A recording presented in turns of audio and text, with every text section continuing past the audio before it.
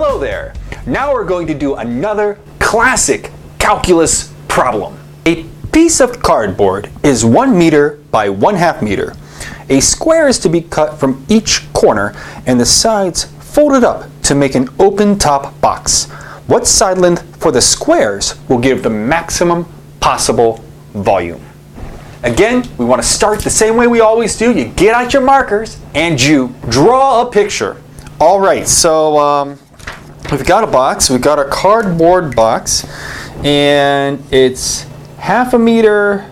The piece of cardboard's 1/2 meter by 1 meter. So this looks about right to me. I'll label it here in a second. So this is 1/2 meter, and this is 1 meter. And then what we're going to do is we're going to cut squares out of the corners. And so this is my corner cutting color.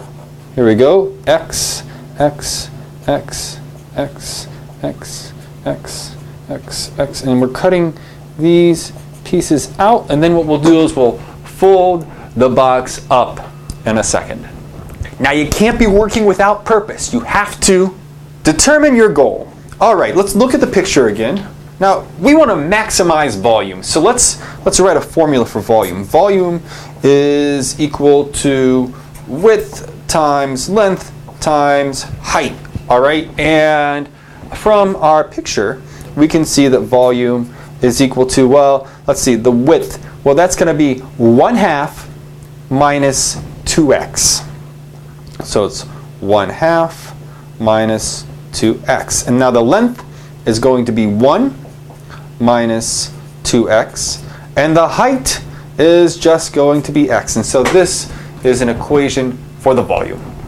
With these types of problems, it is not the case that any old numbers answer them. There are only certain numbers that will answer these questions. So you need to find constraints. All right, now let's look at our picture and our formula again. So we have our squares that we're cutting out of the side, but the box is only 1/2 meter wide here. So that means that at the very most, x could be, the biggest x could be, the smallest x could be, x has to be bigger than 0, and x has to be less than 1/4 of a meter. It's not really a great constraint because anybody can see that as soon as I make but it is a fair constraint. All right, so there we go.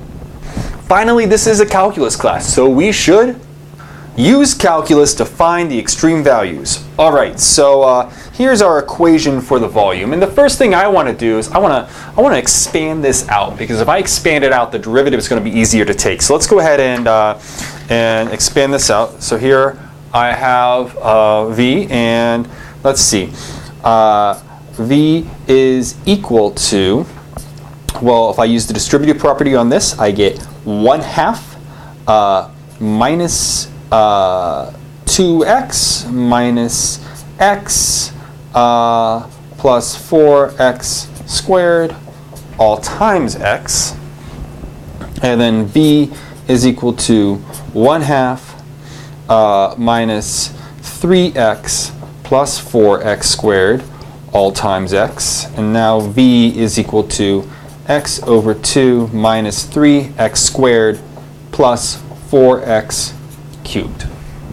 All right, so now I'm going to take the derivative. I'm going to compute v prime. So v prime is equal to 1/2 minus 6x plus 12x squared.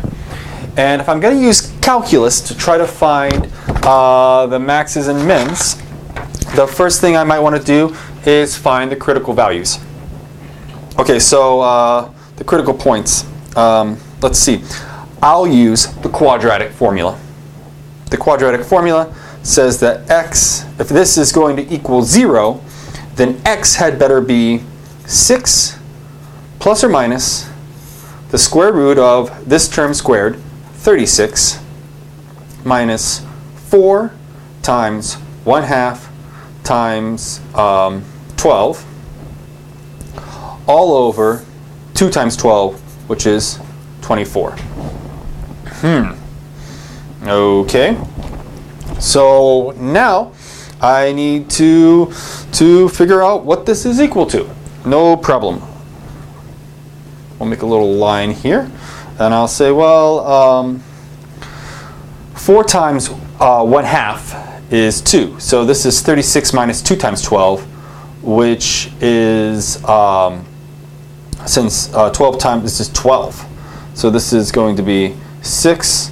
So x is equal to, let's put this up here, 6 plus or minus the square root of 12 all over 24. And the 12, I can factor out a 4 here, that when it comes out of the radical sign, it becomes a 2. So this becomes x equals 6 plus or minus 2 radical 3 all over 24. And so x is equal to 6, sorry, not 6, we're going to divide everything by 2. 3 plus or minus square root of 3 all over, dividing everything by 2, 12. Now remember, we had some constraints on x. We needed 1/4 to be greater than x, and x had to be greater than 0. Let's think about this for a second. The square root of 3. That, I don't know much, but I know the square root of 3 is bigger than 1. 3 plus the square root of 3, something bigger than 1, so that I have something bigger than 1 up here. 3 plus something bigger than 1 is something bigger than 4.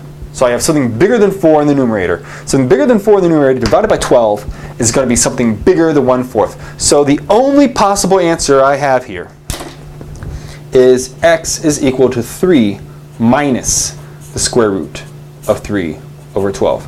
Square root of 3, it's not bigger than 3. It's a little bigger than 1 and it's less than 2. That's all I really need to know about it. But is this solution actually a maximum? To check this, I think we should check the second derivative, because the second derivative will tell us the concavity of the function around this point. So we got to compute the second derivative. So b double prime of x is equal to, well, minus 6 plus 24x.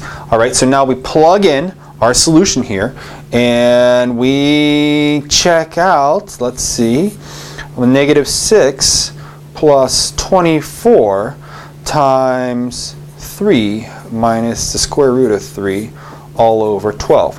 Now look, 24 and 12, this is equal to minus 6 plus 2 times 3 minus the square root of 3. So this is negative 6 plus 6 minus 2 square root of 3. These cancel. This is equal to negative 2 square root of 3. The upshot is that this is negative. So that means that our curve is going to be concave down at our point x. So it means that our point x here is a maximum, and our answer is 3 minus the square root of 3 all over 12 meters. That's how big each of the little squares should be. Aha! So we've figured out how to maximize the volume of this open box. It might not be the most exciting problem, but we have to take baby steps. You don't climb a mountain in a day. Well, anyhow, you take baby steps. You solve simple problems, and then eventually you'll be able to solve great problems. Let's go do some more math.